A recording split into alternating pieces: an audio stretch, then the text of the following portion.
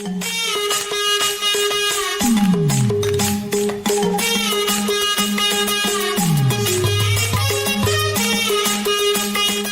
Madam ನೋಡಲಿ, ಗಾಳಿಪಟ ಎಷ್ಟು ಜೋರಾಗಿ ದೂರ ಹಾರ್ತಿದೆ.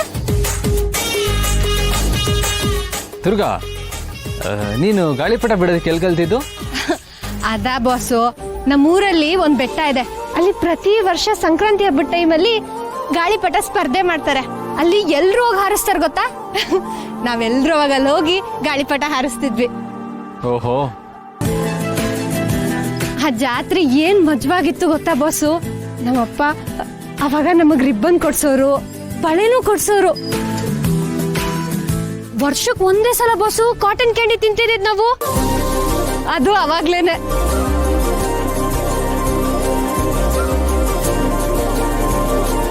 ಪುಟ್ ಮೇಡಮ್, ನೀನ್ ಅಲ್ಲೇ ಕುತ್ಕೊಂಡು ನೋಡ್ತಿರ್ತೀಯೋ ಅಥವಾ ಗಾಳಿಪಟ ಬಂದು ಹಾರಿಸ್ತೀಯೋ? ಅಲ್ಲೇ ಕುತ್ಕೊಂಡು ನೋಡ್ತಿರ್ತೀಯಾ? ಬಾಸು, ನಮ್ ಪುಟ್ ಮೇಡಮ್ ಅವಳು ರಾಜ್ಕುಮಾರಿ ತರ ಕೂತಿಲ್ಲ? ಅವಳು ರಾಜ್ಕುಮಾರಿ ತರ ಅಲ್ಲ, ರಾಜ್ಕುಮಾರಿನೇ. ಬಾಸು, ದಾರ ಒಂಚೂರು ಸಡ್ಲ ಮಾಡಿ.